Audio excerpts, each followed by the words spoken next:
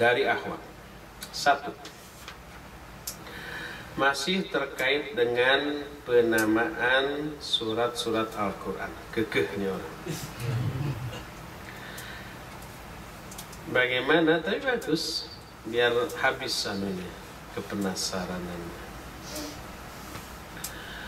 Bagaimana Rasulullah memberikan nama-nama surat sedangkan turunnya ayat-ayat dalam Al-Quran terpisah-pisah? Iya, tapi kan ketika Nabi masih hidup semua sudah lengkap dan beliau yang menetapkan, oh ayat ini termasukkan dalam surat Anu ayat kesekian, ayat ini masuk ke surat Anu ayat sekian. Beliau yang menentukan.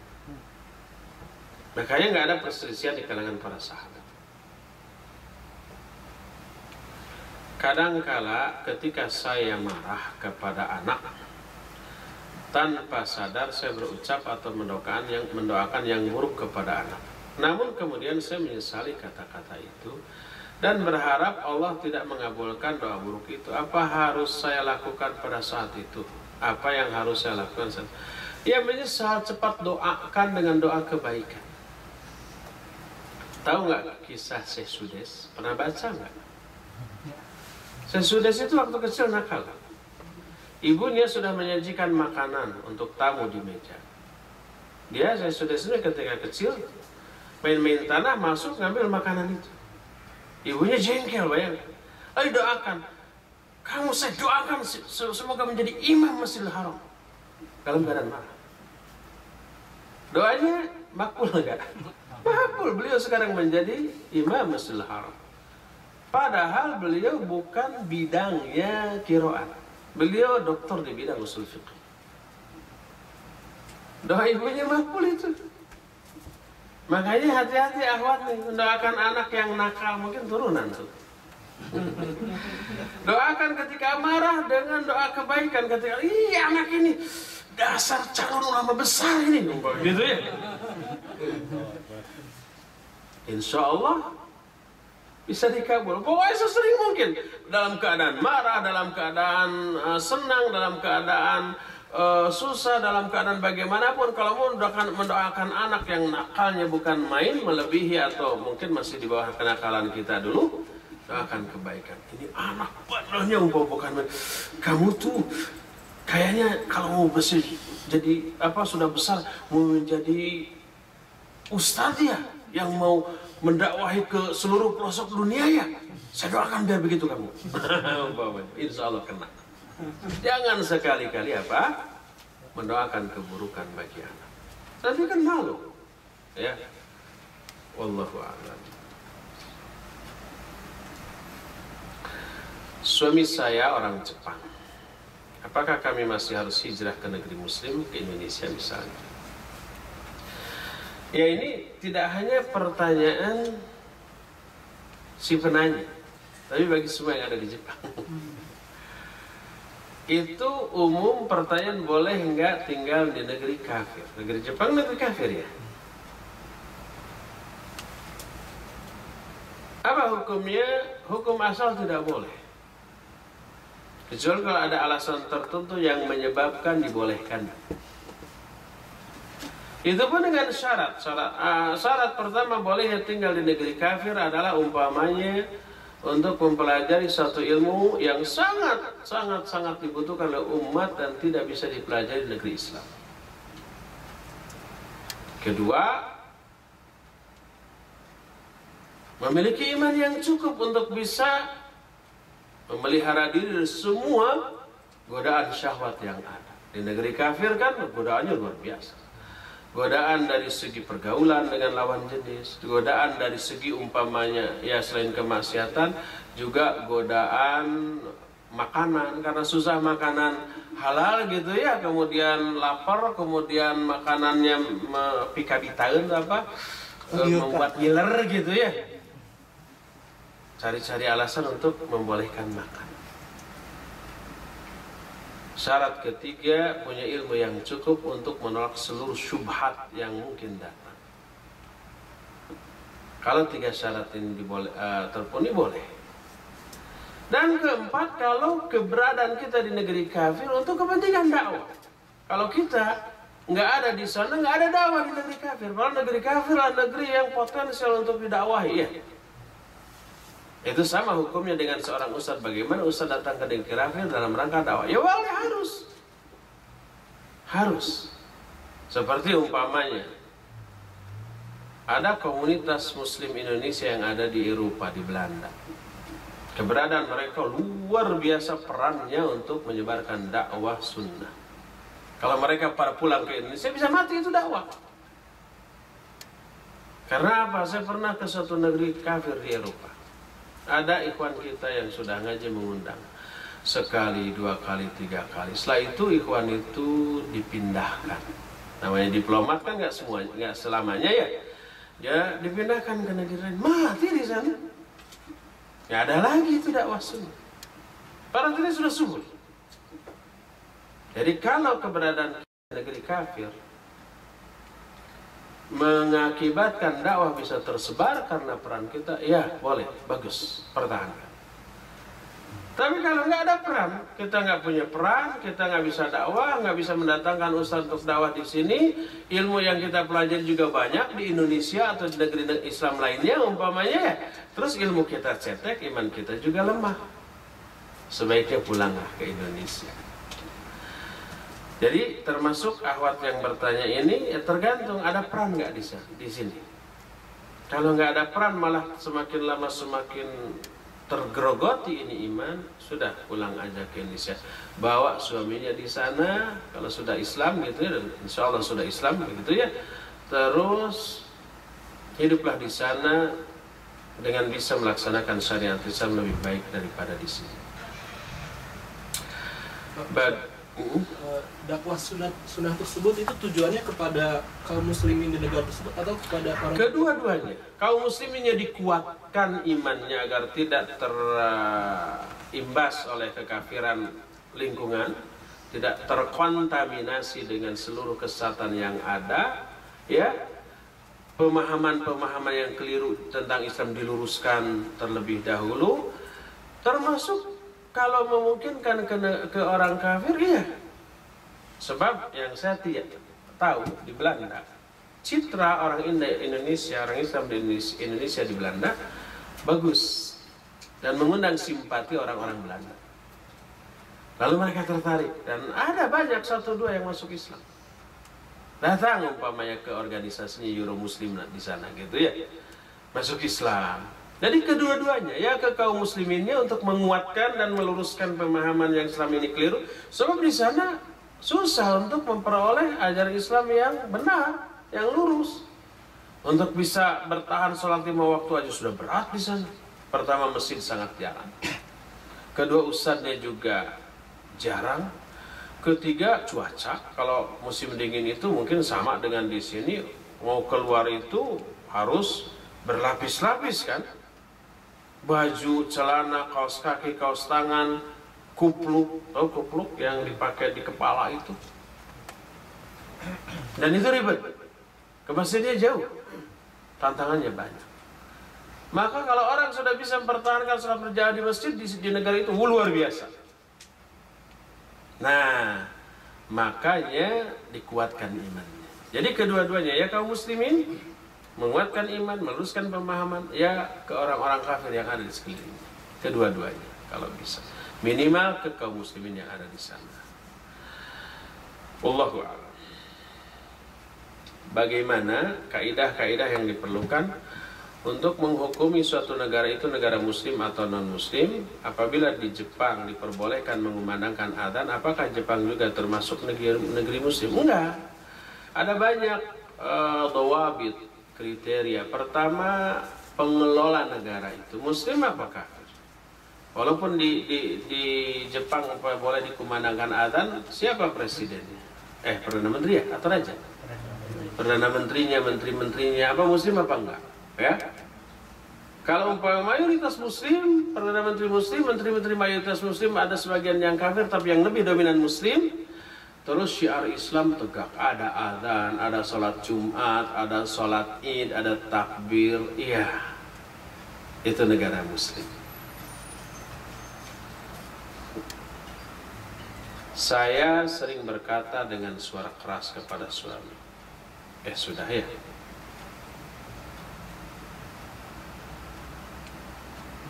Oh belum. Mirip. Seringkali bukan karena sengaja, namun karena saya orang Betawi yang bagi orang lain dianggap keras, meskipun maksud hati bukan seperti itu. Apakah saya berdosa?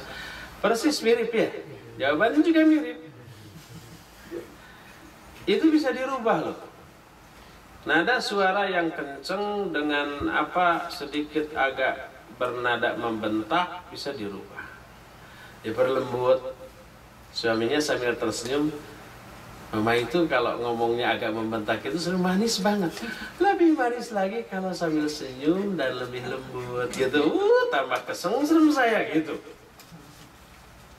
Dia akan sadar, oh iya maaf ya. Maaf, sambil melotot. Itu juga maaf sih, jangan sambil melotot. Sambil melotot saya sudah manisnya bukan main. Apalagi kalau sambil tersenyum lebih manis, semanis madu. Itu sedikit-sedikit bisa dirubah. Ya. Apakah ria kepada suami dengan maksud bermanja-manja dan bercanda itu diperbolehkan? Misal, tadi masakan Umi enak sekali kan? Siapa dulu dong yang masak? Ya, wanita itu menunjukkan wanita itu butuh apresiasi dari suami. Mungkin itu suaminya yang kurang peduli. Istri ingin diberi penilaian yang baik tentu saja. Suami cuek, akhirnya mancing-mancing tuh. Gimana, enak enggak, kurang apa sih, gitu ya. Maka untuk menghindarkan hal itu, coba jangan harus dipancing. Beri apresiasi yang bagus kepada masakan istri. Aduh, Masya Allah ini masakan.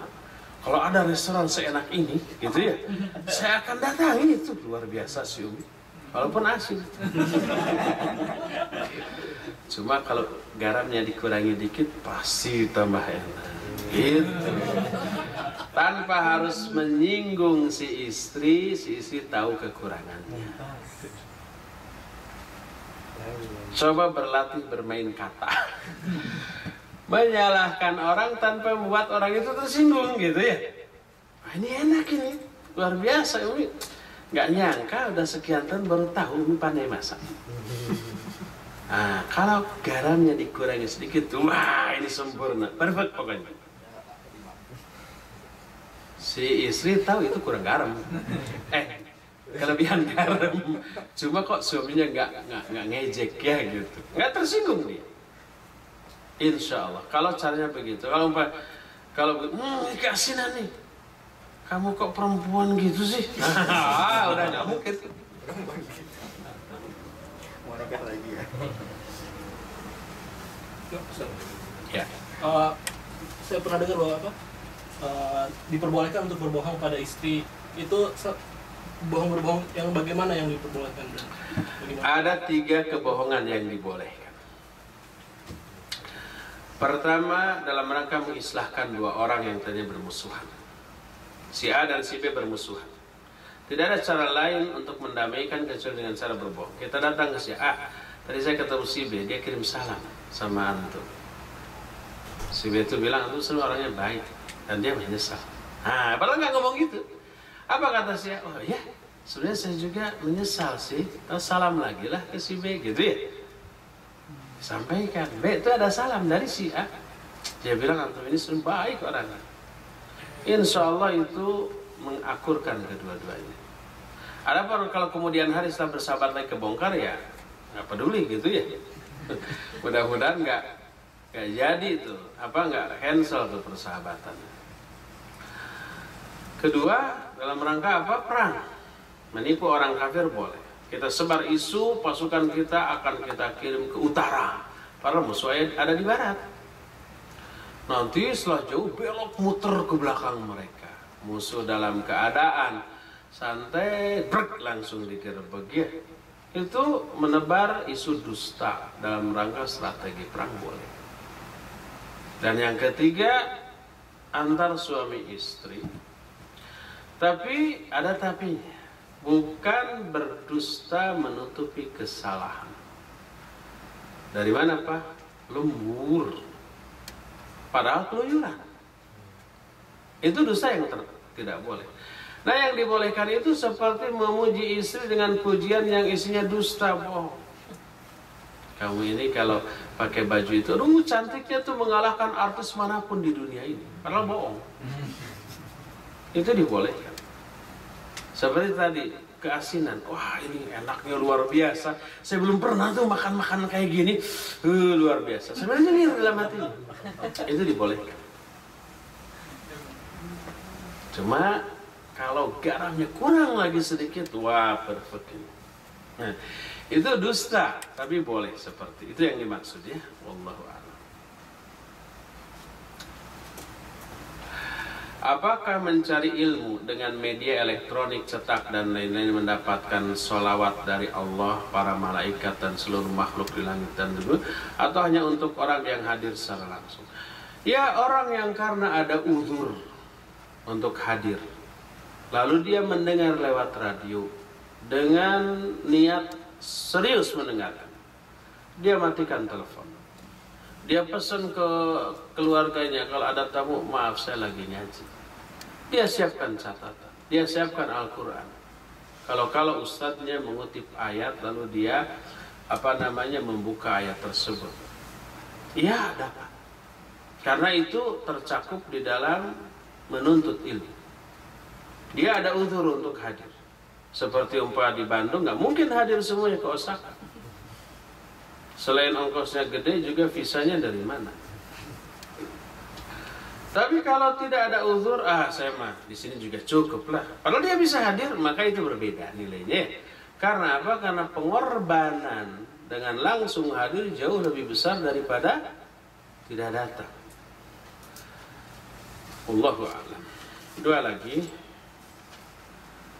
Bagaimana cara menasihati orang tua, terutama ibu, akan kesalahan-kesalahan mereka seperti yang dibahas di kajian ini.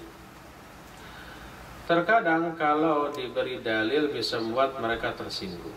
Apakah seorang anak punya tanggung jawab menasihati ibunya, ataukah ini lebih tepat jika dilakukan oleh bapak si anak? Mohon nasihat. Ya, pertama itu tanggung jawab suaminya, bapak kita. Tapi kalau bapak juga sama ibu gitu ya anaknya. Tapi pilih cara yang pas. Kalau dengan cara langsung menasihati tidak mempan. Pertama, sadari bahwa kualitas kita di mata orang tua kita dianggap belum layak memberi nasihat. Karena apa? Orang tua mana keilmuan kita nggak layak, nggak pantas, akhlak kita, ibadah kita, segalanya. Tapi kalau kita sudah menunjukkan akhlak kita, ibadah kita, ilmu kita layak untuk ditanya oleh orang tua sekalipun, maka bisa masuk itu nasihat. Para ustadz, para dai, ya oleh orang tuanya didengar. Dijadikan sebagai tempat bertanya, tempat konsultasi. Walaupun jauh lebih muda daripada orang tuanya, kan nggak mungkin ada anak yang lebih tua dari orang tua. Itu pertama. Kedua, kalau kita posisinya masih seperti itu, lalu masih ingin menasihati orang tua, coba cari cara lain. Dengan cara ikut ke pengajian. Pak, Bu, yuk ikut yuk ke pengajian. Kebetulan ada ustadz dari jauh. Seru lu. Wah, capek di jalan. Kan tak pakai mobil ber-AC. Suka lapar. Pulangnya kita ke restoran. Gak punya uang. Tanggungan saya, tenang. Gitu kan. Maka dengan cara itu insya Allah dakwah bisa masuk, nasihat bisa masuk. Kalau enggak, setel radio di rumah, setel internet, buka kajian, ya kita dengar, pura-pura mendengar sendiri padahal di hadapan orang tua kita, di tengah rumah, ruang keluarga. Orang tua umpamanya pindah ke ruang tamu, kita bawa laptopnya ke ruang tamu. Ke dapur, kita bawa laptopnya ke dapur. Biar mereka denger lah. Mungkin awalnya nggak suka, tapi oh ini pembahasannya menarik, nggak membosankan umpamanya. Lalu dengar sedikit, dua dikit, lama-lama hidayah masuk. Peribahasa mengatakan banyak jalan menuju Osaka.